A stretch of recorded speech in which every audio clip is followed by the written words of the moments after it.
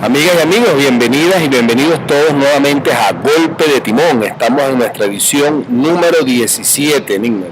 17 ya. Muchísimas gracias a los contactos, quienes nos replican, quienes nos están colgando en sus distintas páginas y además quienes están solicitando el audio del golpe de timón, pero parece esta memoria ampliada en Aporrea, también ahí no tocamos estos mismos temas, evidentemente aquí estamos tratando temas más estructurales, aquellos son más de coyuntura, pero pues lamentablemente no tenemos la capacidad de separar el audio del video, no hemos llegado a esos niveles tecnológicos todavía. De todas maneras, no es necesario separar el audio del video, pues incluso ya varias emisoras comunitarias están transmitiendo vía radio el programa Golpe de Timón, como es el caso, y aprovechamos para mandarle un saludo a la amiga Indira Carpio de Tamunangue Libre, allá en nuestra ciudad crepuscular, donde también está Ondas del Cercado y todo un conjunto de radios comunitarias que a lo largo del país sabemos están retransmitiendo el programa. Les invitamos, escríbanos a el correo electrónico elgolpedetimon@gmail.com, precisamente para poder mantener este contacto, poder apoyarnos y poder sumar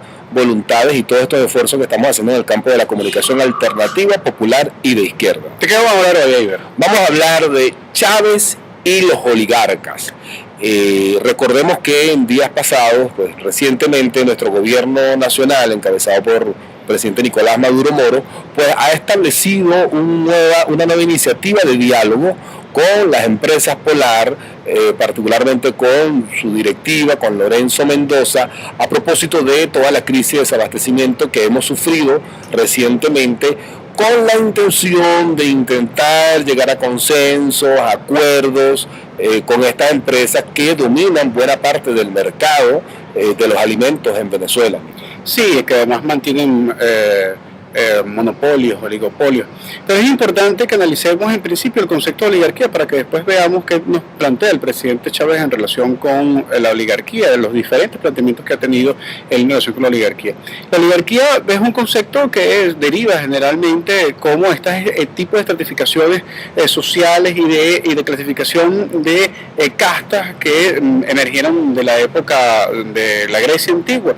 Y básicamente se habla de la oligarquía cuando se plantea una degeneración de la aristocracia. Entonces hay que partir primero de hablar de la aristocracia para después hablar de la oligarquía. Los aristócratas no son más que aquellos que en ese gobierno de la República de Platón se planteaba como la posibilidad de una clase preparada, los mejores para gobernar, aquellos que siendo una clase noble tenían la posibilidad y la capacidad de pensar y de educarse y formarse para gobernar. Para Platón, de hecho, era la mejor forma de gobierno, la aristocracia. Y él hablaba no solamente de las estructuras ideales, sino también de sus degeneraciones. En este caso, la degeneración de la oligarquía, de la aristocracia, es la oligarquía. O sea, es aquella cosa que quedó como el bagazo de aquel portento de clase social que podía tener esas capacidades y esos dones de poder gobernar, según Platón, y que al final terminó siendo un espacio de nobleza, pero que nunca se preocupó sino por acumular riqueza y no por formarse para poder gobernar. En pocas palabras, desvirtuó lo que es esa concepción originaria de esa aristocracia, entre comillas, y simplemente lo que sirvió es para seguir generando una depauperación de una clase social que lo que termina al final es absorbiendo, dominando, pero con valores tergiversados de la realidad de una posible buena conducción colectiva de una clase social hacia una nación o país específico. Y eso ocurre sobre todo a partir del desmoronamiento de los regímenes monárquicos en el siglo XVIII, cuando es precisamente que insurge el Burgos contra la aristocracia, que era la llamada a gobernar el pueblo. Insurge el Burgos, de allí viene el burgués, que es el que entonces reclama que la mayor ganancia, la mayor retribución de los factores productivos sea para él, quien se ingenia su combinación, y para esta combinación pues juega un papel fundamental la explotación de la mano de obra. Este Burgos que va a crecer, que va a explayarse en todos los ámbitos de la sociedad, va a llegar a detentar tal poder económico que precisamente le va a permitir también regir los destinos políticos de lo que luego serán las repúblicas, lo que es de todo y nos compete a todos. Hay un elemento importante que puede diferenciar la oligarquía de la burguesía, que es el hecho de que la burguesía es una clase que emerge como resistencia a la nobleza, a esa aristocracia, a esa oligarquía, mientras que la oligarquía es una degeneración de la aristocracia. En pocas palabras, palabras, son personas que nunca han trabajado y que nacen ricos de cuna, pero que nunca se preocupan por formarse para que esa riqueza realmente tenga algún tipo de beneficio social, mientras que la burguesía lo único que pretende es, no, sin estar formado, simplemente producir con base en la explotación del otro para acumular riqueza. Pero vamos a escuchar de la voz y el cuerpo y del alma y el espíritu del propio presidente Chávez algunos comentarios que él hacía directamente apuntando hacia las empresas Polar que en nuestro país ocupan un importante escenario económico y que son responsables de buena parte del abastecimiento o del desabastecimiento. Vamos a escuchar al presidente Chávez. Por ahí anda la Polar, la empresa Polar. La empresa Polar, yo no tengo nada contra la Polar, pero ese es uno de los grandes monopolios que hay aquí. Dirigido por ricos, pues. Que yo sé que para el cielo no van. Para el cielo no van. A menos que hagan lo que Cristo dijo. Señor Mendoza, si quiere ir para el cielo, usted sabe lo que dijo Cristo. Venda todo lo que tiene y repártalo entre los pobres. ¿Usted va a hacer eso? Mickey. Ahora, Mendoza, no me rete, Mendoza. Usted tendrá mucha plata, pero yo estoy aquí electo por la mayoría de los venezolanos.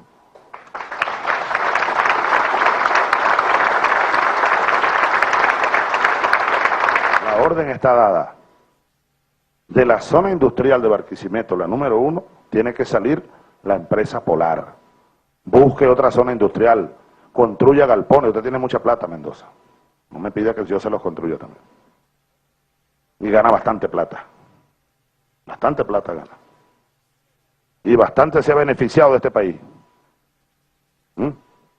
Para que estén ocupando ahí, en una zona, delante, al frente de una gran avenida, una zona bien buena para hacer unos bonitos edificios, que ya yo me los imagino, para la gente pobre de Barquisimeto. Ah, no, ahí está el señor Mendoza, dueño y señor de aquello.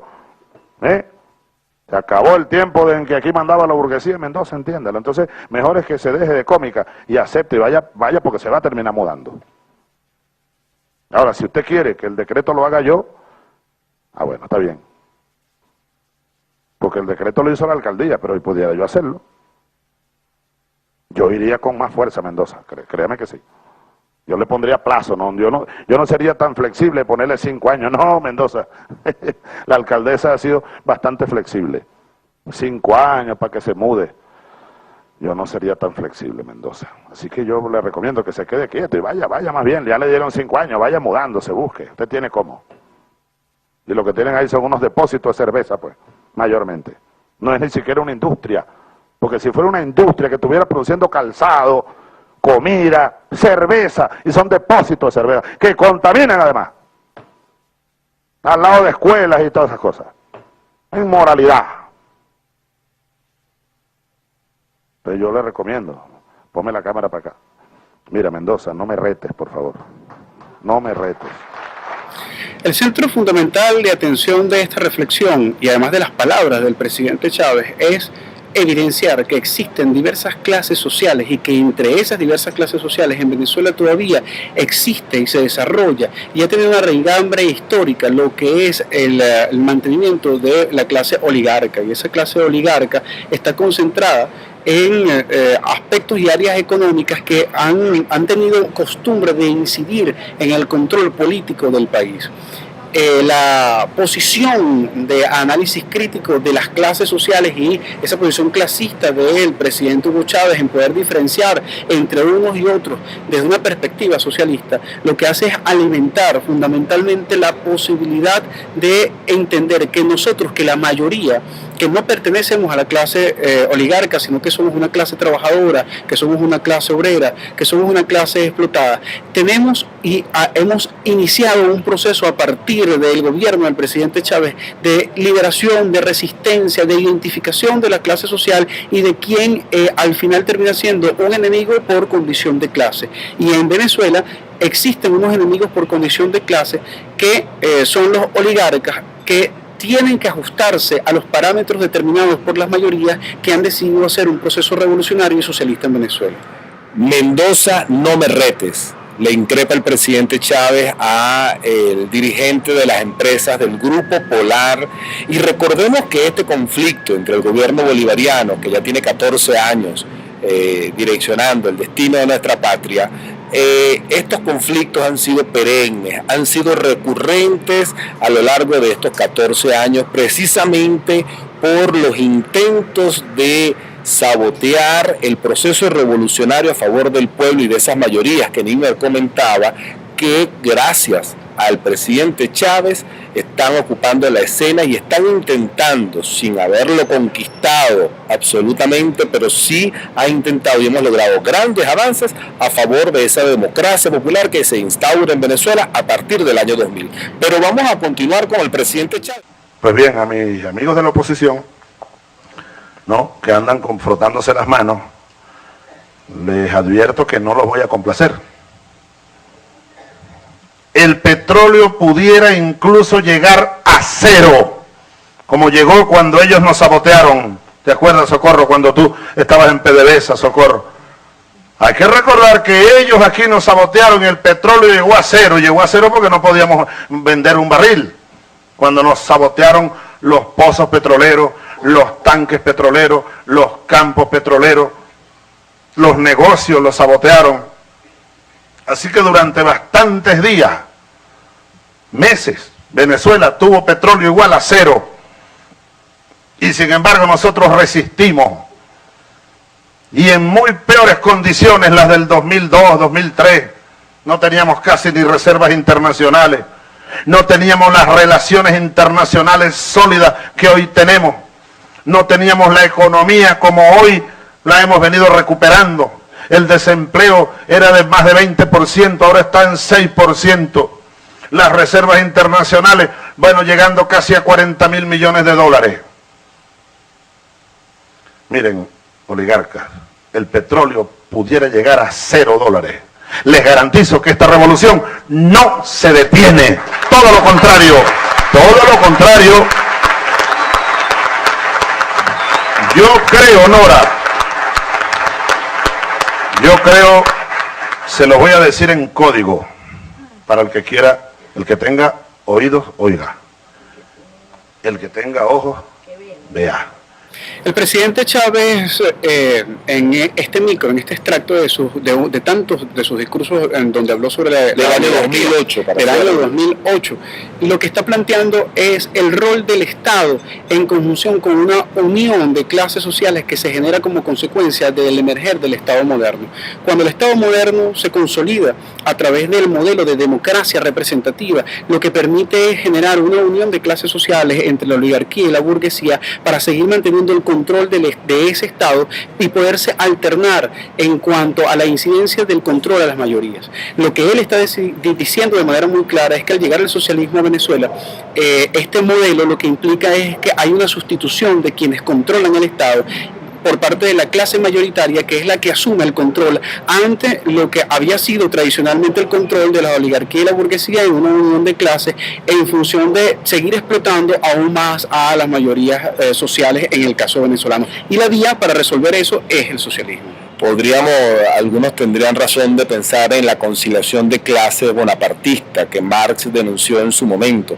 Bueno, este proceso tiene reformas y revolución a su interno, es decir, hay momentos contradictorios, hay momentos de alianza, hay momentos de consenso, de puentes, pero nuestro llamado clasista es a no olvidar la contraposición fundamental entre los oligarcas y el pueblo, más allá de los consensos tácticos, a veces necesarios, a veces no tan deseables, pero que un gobierno que ha emprendido una revolución pacífica y democrática a veces se ve en la necesidad de establecer, pero siempre recordando que la clase trabajadora es la que vive de su trabajo, mientras la oligarquía es la que sustentúa la plusvalía que le trae a esta clase trabajadora, que es la única que puede poner a funcionar el resto de los factores productivos. Dos referencias importantes en relación con esto para ir cerrando, Eider. En la Unión Soviética, aún a pesar de que se tomó el Estado por asalto, sin embargo, quedaban reductos importantes dentro de su sociedad de oligarcas y de burgueses con los cuales se tuvo que conciliar e incluso en algún momento dar un paso adelante, después un paso hacia atrás y después volver a retomar hasta que al fin hubo la consolidación del gobierno de las mayorías, aunque lamentablemente se haya tergiversado al final con el planteamiento estalinista. En el caso de Cuba, el proceso histórico generó una particularidad que es el hecho de que todas estas burguesías y oligarquías se fueron de la isla y facilitaron mucho el proceso de instauración del gobierno de las mayorías. En el caso venezolano tiene una particularidad que es el hecho de que aquí se decidió hacer una revolución pacífica, una revolución a través de herramientas burguesas, a través de procesos electorales, a través de un desmontaje sistemático del Estado burgués, que todavía es una deuda histórica que queda en el país, con un proceso democrático en donde la conciencia cada día hay que ganársela y hay que expandirla, pero lo que sí está muy claro es que la mayoría del pueblo venezolano asumió que es un problema de conflicto de clases y que el protagonismo de este proceso revolucionario lo encabezan las clases populares versus las clases oligarcas y las clases burguesas, que tendrán que alinearse a la determinación de las mayorías y no al contrario. Y nada mejor para constatar y recordar y darnos un regalo, ustedes y nosotros, de nuestro comandante eterno y supremo Chávez, que el extracto que les vamos a dejar al final del programa, cuando el propio comandante Chávez entona ese gran himno de Oligarcas Temblad, el himno de la Federación. Estuvimos con ustedes, Nick Meredan y Eiber Barreto, en el Golpe de Timón número 17. Esto fue Golpe de Timón. Hasta entonces. Avivan las candelas, el viento marinés.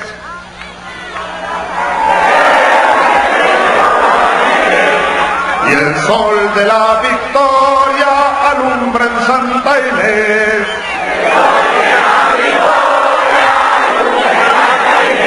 Oligarcas temblad, viva la libertad.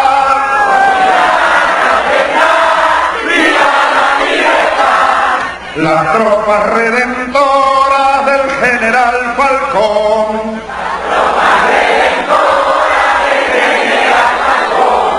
Alientan la esperanza de la revolución.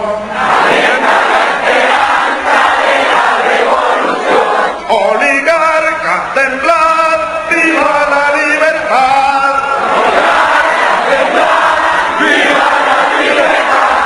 El cielo encapotado anuncia tempestad. Oligarcas temblad, viva la libertad. Oligarcas temblad, viva la libertad. Las tropas de Zamora al toque del clarín. Las tropas de Zamora al toque del clarín. Derrotan las brigadas del Godo Malandrín. Derrotan las brigadas del Godo Malandrín. Oligarcas temblad, viva la libertad. Viva la libertad. Avivan las candelas del viento marinés. Avivan las candelas del viento marinés. Y el sol de la victoria alumbra en Santa Inés. Oligarcas temblad, viva la libertad. Viva la libertad. Viva Zamora. Viva la revolución. Viva Bolívar. Que viva el pueblo de Bolívar. Que viva el pueblo de Zamora. 1 de octubre. Hoy es 1 de octubre y desde aquí, desde esta sabana profunda, desde aquí rodeado de la magia de la historia, desde aquí rodeados por las selvas de Santa Inés, desde aquí a las riberas del río Santo Domingo, aquí en esta heroica sabana, hemos venido este 1 de octubre para decirle al mundo y para decirle a todos los venezolanos y venezolanas que hoy arranca la recta final del huracán bolivariano rumbo al 3 de diciembre.